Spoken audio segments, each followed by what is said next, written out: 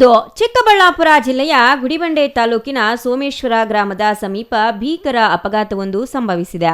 ಶಿಡ್ಲಘಟ್ಟ ತಾಲೂಕಿನ ಸಾದಲಿ ಗ್ರಾಮದ ಸುಮಾರು 17 ವರ್ಷದ ಅರವಿಂದ್ ತನ್ನ ಸ್ನೇಹಿತರೊಂದಿಗೆ ಬೈಕ್ನಲ್ಲಿ ಪೆರೇಸಂದ್ರದಿಂದ ಸ್ವಗ್ರಾಮ ಸಾದಲಿಯತ್ತ ತೆರಳುತ್ತಿದ್ದ. ಈ ವೇಳೆ ದುರ್ಘಟನೆ ನಡೆದಿದೆ. ಬೈಕ್ನಲ್ಲಿ 3 ಸ್ನೇಹಿತರು ಪ್ರಯಾಣಿಸುತ್ತಿದ್ದು, ವೇಗವಾಗಿ ಬರುತ್ತಿದ್ದ ವೇಳೆ ಬೈಕ್ ಚಾಲಕನ ನಿಯಂತ್ರಣ ತಪ್ಪಿ ರಸ್ತೆ ಬದಿಯ ವಿದ್ಯುತ್ ಕಂಬಕ್ಕೆ ಡಿಕ್ಕಿ ಹೊಡೆದಿದೆ.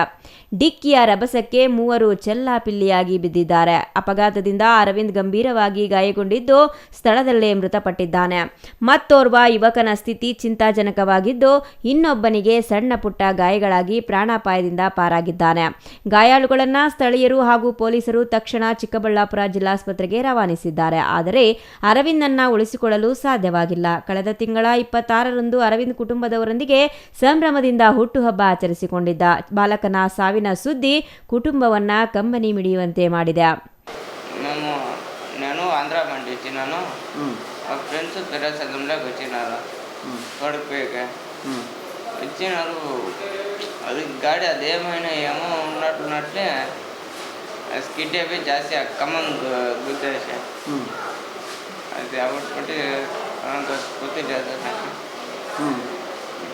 ఎవరెవరు ఉంటారు మీరు? నేను 2 పిల్లలు.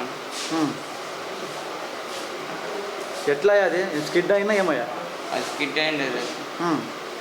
ఆ ముందు స్కిడ్ అయ్యా కమ్మని గుద్ది. స్పీడ్కి పోతా ఉంటారా? లేదు సార్, మీడియం. ఎమర్జెన్సీ బాబా. ఏమయ్యా ఆమెకి? ఎమర్జెన్సీ ఇక్కడ అయితే ನೋಡು. అంతే సార్, నాకు అవుట్మంటే స్మృతి లేదు సార్. స్మృతి లేదా? అది నీ ఫ్రెండ్ ఒకటి డెత్ అయ్యాడు, అరవింద్ తెలిసిన? అరవిందా?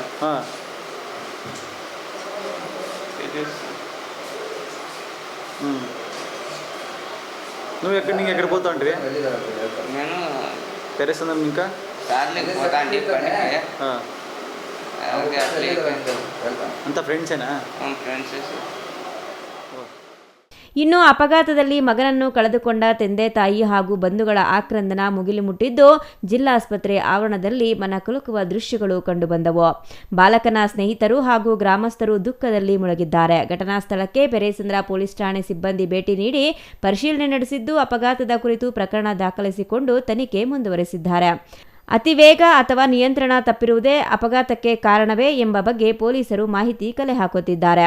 ಸರ್, ಸಾಧನೆ ಕಡೆಯಿಂದ ಪೆರೇಸಂದ್ರಿಗೆ ಬಂದಿದ್ದಾರೆ. ಬೇರೆ ಅವ್ನು ಕರ್ಕೊಂಡು ಹೋಗೋಕ್ಕೆ ಸಾಧನೆಗೆ. ಅವಾಗ ಹಾಕ್ಕೊಂಡ ಅರವಿಂದ ಅಂತ ನಮ್ಮ ಅಣ್ಣನ ಮಗ. ಇನ್ನೊಬ್ಬನು ಸಾಧನೆ ಅವನೇ, ಇನ್ನೊಬ್ಬನು ಆಂಧ್ರ ಹೋಗಿ. ಅದೇ ಅವ್ರಿಗೆ ಕರ್ಕೊಂಡು ಬರೋಕೆ ಅದು ಹೆಂಗಾಯ್ತಂತ ಗೊತ್ತಿಲ್ಲ. ಗುದ್ಬಿಟ್ಟು ಇವನು ಡೆತ್ ಆಗಿದ್ದಾನೆ ಅಲ್ಲೇ. ಇನ್ನೊಬ್ರಿಗೆ ಗಾಯಗಳಾಗಿದೆ. ಚಿಕ್ಕ ಮಗ JCB ಕಲ್ತ್ಕೊಂಡು ಟೈಮಿಂಗ್ ಗೊತ್ತಿಲ್ಲ ಸರ್. ಗಂಟೆ ಮಧ್ಯೆ ಆಗಿದೆ. ಒಟ್ಟಾರೆ ಜೀವನದ ಕನಸುಗಳನ್ನು ಕಟ್ಟಿಕೊಳ್ಳಬೇಕಿದ್ದ 17 ವರ್ಷದ ಬಾಲಕ ರಸ್ತೆ ಅಪಘಾತದಲ್ಲಿ ಸಾವನ್ನಪ್ಪಿರುವುದು ಕುಟುಂಬಕ್ಕೆ ಭರಿಸಲಾಗದ ನೋವಾಗಿ ಪರಿಣಮಿಸಿದೆ. ಕ್ಷಣಿಕ ನಿರ್ಲಕ್ಷ್ಯ ಅಥವಾ ಅತಿವೇಗ ಎಂತಹ ದುರಂತಗಳಿಗೆ ಕಾರಣವಾಗಬಹುದು ಎಂಬುದಕ್ಕೆ ಈ ಘಟನೆ ಮತ್ತೊಂದು ಉದಾಹರಣೆಯಾಗಿದೆ. Thoudanahalli Ramesh, CTV news, Chikkaballapur.